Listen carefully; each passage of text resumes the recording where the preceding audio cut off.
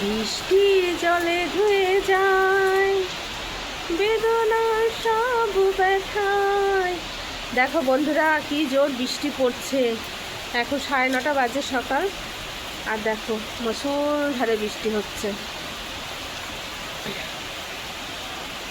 বন্ধুরা সবাই কেমন আছো? আশা করি ভালো আছো। নতুন একটা ব্লগে সবাইকে স্বাগত আর অনেক অনেক ভালোবাসা দিয়ে এখন সকাল 9:30 বাজে। এখন থেকে ব্লগটা স্টার্ট করলাম। তো এখন তো দেখতেই পারলে মুষলধারে বৃষ্টি হচ্ছে, আর সকাল থেকে আমার সেরকম কোনো কাজ হয়নি। ঘুম থেকে উঠেছি, উঠে বাসির নাইটিটা ছেড়ে এখন চা বানিয়েছি। চাটা খেয়ে দিনটা শুরু হলো। তারপরে সকালবেলা রুটি বানালাম, আর কালকে সেই চিকেন করেছিলাম, চিকেন ছিল, সেই চিকেন কষা দিয়ে আর রুটি খাওয়া হলো সকালে। কি হিসাবে আমি খেলাম, আর মা তো খাবে না, মা শুধু রুটি খাবে। তো খাওয়া দাওয়া করলাম, করে এখন হচ্ছে কাজে হাত দেবো। তো এখন হচ্ছে প্রথমে চলো স্টেপ বাই স্টেপ কাজ করে নিই। রান্নাঘরে ঢুকবো, রান্নাঘরটা পরিষ্কার করব ভালো করে, তারপরে অন্য কাজ। তো চলো রান্নাঘরটা পরিষ্কার করতে থাকি, তোমরা ভিডিওটা দেখো। রান্নাঘরে এই বর্ষার জন্য অনেক অবস্থা খারাপ হয়ে গেছে। তো ভাবছি আজকে যেখানে যে কাজটা ধরবো একদম ডিপ ক্লিন করে কাজ করব, ঠিক আছে, মানে খুব সুন্দর করে পরিষ্কার করব। তো এখন হচ্ছে প্রথমে রান্নাঘরটা বসে করবো, যেহেতু রান্নাবান্না করতে হবে, এর জন্য রান্নাঘরটা আগে পরিষ্কার করব। তো বন্ধুরা তোমরা ভিডিওটা দেখতে থাকো, আর অবশ্যই কমেন্ট করে জানিও তোমাদের ওখানে কেমন বৃষ্টি হচ্ছে।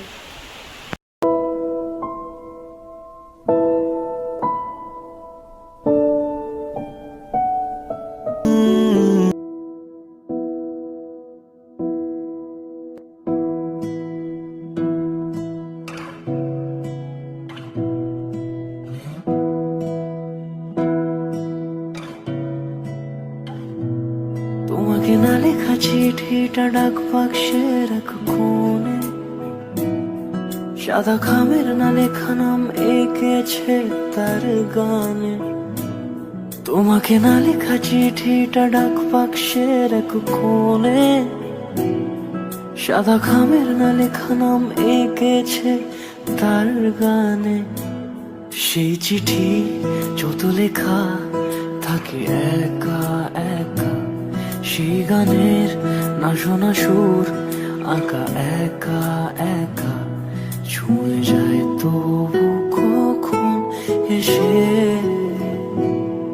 যদি বলি সে সবই তোমারই, একা চিঠি একা একা। বন্ধুরা দেখো, আমার রান্নাঘর পুরো গোছানো কমপ্লিট, সব পরিষ্কার করে নিয়েছি। আর এদিকেও দেখো, শুধু কৌটাগুলোতে হাত দিইনি, এই কৌটাগুলোতে হাত দিইনি, আর এই পাশে সব দেখো গুছিয়ে গাছিয়ে পরিষ্কার করে নিয়েছি। আর এখানে যে র্যাকটা ছিল না, সেই র্যাকটা আমি ধুয়ে রেখে দিলাম, কারণ এখানে জং ধরে যাচ্ছে। এই নিচে দিয়ে এই জায়গাটা গড়ান, তো জল এসে পুরো ওটা আমি অন্য কাজে লাগিয়ে দেবো, ঠিক আছে। তো দেখো সব ধুয়ে মেজে সব পরিষ্কার করে নিয়েছি। আর রান্নাঘর পুরো চকচক করছে। এখন হচ্ছেই, মরণেই বৃষ্টি হচ্ছে। তা এখন 12টা বাজে। এখন যদি রান্না করতে আসি তো আমার অন্য কোনো কাজ হবে না, প্রচুর কাজ পড়ে আছে। মাকে বললাম রান্না করতে, তো বলছে করবো না। এখন কি করব সেটাই ভাবছি। তো উনি রান্না করলে ভালো হতো একটু, তাহলে আমি অন্য কাজটা করতাম। আর ঘরের ওই যে খাটটা একটু ঘোরানোর দরকার, সেই বোর্ড ঢাকা পড়ে গেছে, এখন ওই পাখাটা ঠিক করা যাচ্ছে না। তো ভাবছি খাটটা ঘুরাবো, একা একা পারবো কিনা জানি না, চলো দেখি পারি কিনা। রকম কিছুই ভেবে রেখেছিলেন, যে কারণে কুমার শানু আজও মানেন এবং বিশ্বাস করেন যে ভাগ্য আর বন্ধু ভাগ্য, এই দুটো জিনিস তার জীবনে যদি সত্যি খারাপ হতো, তাহলে হয়তো কেদারনাথ ভট্টাচার্য থেকে বম্বে কুমার শানু হয়ে ওঠার গল্পটা একটু অন্যরকম কিছু হতে পারত। বন্ধু ভাগ্য তার বরাবরই ভালো, আর ঠিক সেটাকে ভর করে কলকাতা থেকে সুদূর বম্বে পাড়ি দিলেন শানু ভট্টাচার্য। তখনও বম্বে মুম্বাই হয়ে ওঠেনি, যদিও তার আগে অলরেডি একটি বাংলাদেশের ছবির জন্য ইন দ্য ইয়ার 1986-এ অলরেডি প্লেব্যাক করে ফেলেছেন কুমার শানু। 3 কন্যা নামে ওই বাংলাদেশের ছবিতে তার প্রথম প্লেব্যাকের এই অসাধারণ জনপ্রিয়তা এবং সাফল্য তার গানের অভিজ্ঞতায় একটা অন্যরকম কনফিডেন্স অ্যাড করে, যেটাকে ভর করেই তার মুম্বাই পাড়ি দেওয়া। আর তারপর ওয়াশিতে বেশ কিছু বন্ধুদের সঙ্গে রুম শেয়ার করে বম্বের একটা অন্যরকম স্ট্রাগলিং এর জার্নি শুরু করেন কুমার শানু। ঠিক এই সময় শোনা যায় বিভিন্ন ক্যাসেট কোম্পানিতে ডেমো ভয়েস জমা দিয়ে বেড়াচ্ছিলেন কুমার শানু। শুরু করে দিলাম খাট টানাটানি। প্রথমে একটু টেনে দেখলাম যে খাটটাকে আমি টানতে পারবো কি না। তো দেখলাম একটুখানি টানার পরে বেশ খাটটা ইজিলি টানা হয়ে যাচ্ছে। তারপরে দেখো এই যে খাটটা পুরো দেখো কেমন ঘুরিয়ে দিলাম, মনে হচ্ছে না নিমেষের মধ্যে একদম, কিন্তু মোটেও না। এই খাটটা ঘোরাতে আমার আধ ঘন্টা লেগেছে, কারণ অনেক ওয়েট আর অনেক ভারী।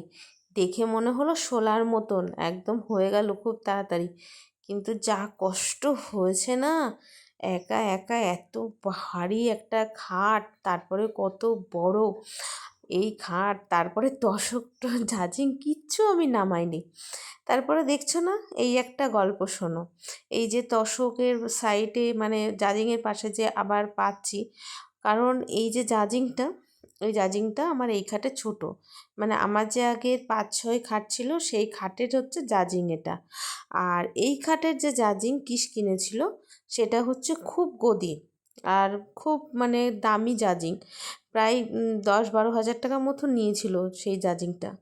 কিন্তু কিস এত মানে নরমে, আর সেটা খুব নরম, নরম গদিতে কিস শুতে পারে না। ওনার একটু শক্ত চাই, মানে একটু শক্ত হবে, না হলে ও শুতে পারে না, আর নরম হলে ও পুরো ডেবে যায়। এর জন্য সেই জাজিংটা তুলে ছেলের ঘরে দিয়েছি। ছেলের অসুবিধা হয় না, আমারও অসুবিধা হয় না, আমরা তো শুতেই পারি। কিন্তু কিসের প্রচুর অসুবিধা হয় বলে কিসের মানে সেই জাজিংটা আর এই ঘরে পাতা হলো না, যার জন্য এখন আমার যে 5-6-এর একটা খাট ছিল সেই খাটের জাজিংটা এই ঘরটা মানে এই খাটে পেতেছি, এর জন্য সাইডটা ছোট হয়ে গেছে। তো সাইডে আমি কম্বল টম্বলগুলো দিয়ে দিয়েছি। তারপরে দেখো ড্রেসিং টেবিলটা অনেক দিন হয়েছে, ড্রেসিং টেবিলটা গোছানো হয়নি। আমি রেগুলারই একটু ঝাড়াপোছা করি, কিন্তু ডিপ ক্লিনটা করা হয় না। তো আজকে ভাবলাম যে চলো ডিপ ক্লিনটা করেই নিই।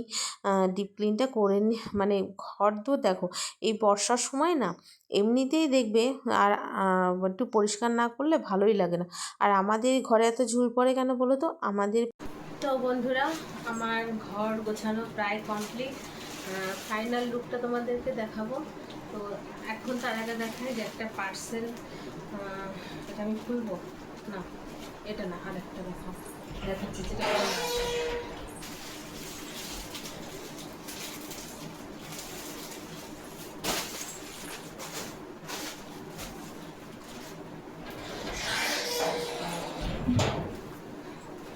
এই হচ্ছে কুশন কভার নিয়েছিলাম, এই দুটো বালিশ খাটে রাখার জন্য, তাই এই দুটো নিয়েছি।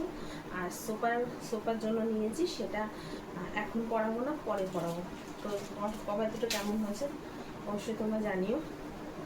এই দেখো কভার দুটো, তো আর দুটো নেবো, সেটা হচ্ছে সোফার জন্য। এই দুটো হচ্ছে আমি বিছানায় রাখবো একটু ডিজাইন করে, কেমন হয়েছে অবশ্যই জানিও, ঠিক আছে? তো চলো এখন বিছানাটা গুছাই, কথা হচ্ছে। যে কথাটা বলতে গিয়েও বলতে পারলাম না, আমাদের পাশের বাড়িতে কাঠের জালে রান্না করে, আর সেই ধোঁয়াটা পুরো আমাদের ঘরের মধ্যে আসে। যদিও বা আমি জানলা বন্ধ করে রাখি, তবুও কিন্তু ধোঁয়া এসেই যায়, আরও সেই ধোঁয়ার জন্যই কিন্তু। তো বন্ধুরা দেখো আমার ঘর গোছানো কমপ্লিট। আর এই দুটো বালিশ তো আমাদের লাগবেই, পায়ে বালিশ না হলে হবে না। আর দুটো মাথার বালিশ রেখে দিয়েছি, 4টে বালিশ ছিল, সেখানে দুটো রেখেছি আর দুটো সাইডে রেখেছি। তো এই জায়গাটা কেমন লাগছে অবশ্যই তোমরা কমেন্ট করে জানিও।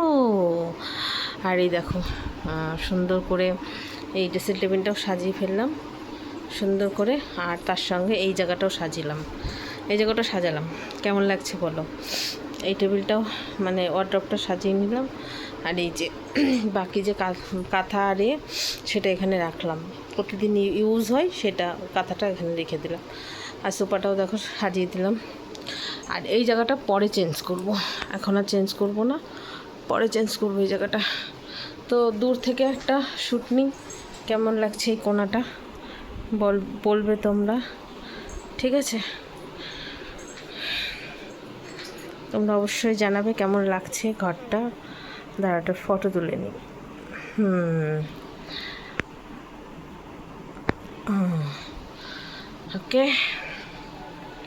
এখন যাবো স্নান করতে। আর ঘর তো ঝাঁপ দিয়ে পরিষ্কার করে নিয়েছি, ঘর মুছিনি, প্রচুর বৃষ্টি হচ্ছে, এখন মুছেও কোনো লাভ নেই। বিকেলে যদি পারি মুছে দেবো, এখন আর মুছতে পারছি না, অনেক বেলা হয়ে গেছে। কিসে চলে আসবে, এখনও তখন পুজো দিতে পারবো না, খেতে দিতে হবে। তো আমি আগে স্নান টান করে পুজো টুজো দিয়ে নিই, ঠিক আছে? এখন দেখা হচ্ছে পরে।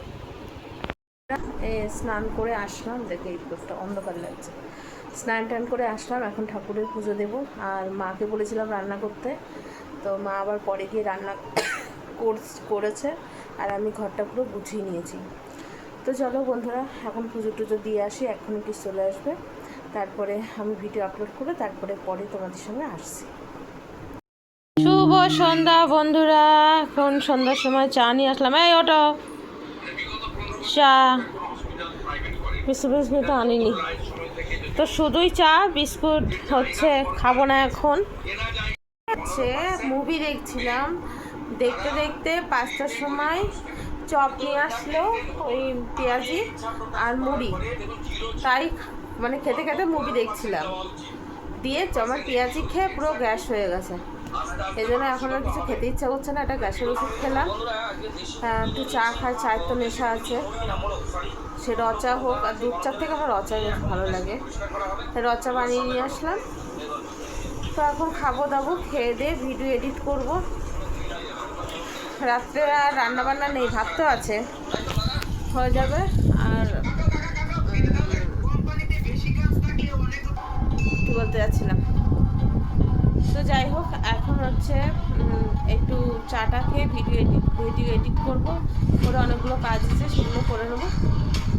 তো আজকের মতন ব্লগটা এখানেই শেষ করলাম, আবার দেখা হচ্ছে নেক্সট ভিডিওতে। ততক্ষণ সবাই ভালো থাকবে, সুস্থ থাকবে। তো চলো টাটা, বাই বাই। আর যারা সাবস্ক্রাইব করোনি তারা চ্যানেলটিকে একটু সাবস্ক্রাইব করে পাশে থেকো, আর যারা করেছো তাদেরকে তো অসংখ্য ধন্যবাদ। তো টাটা, গুড নাইট।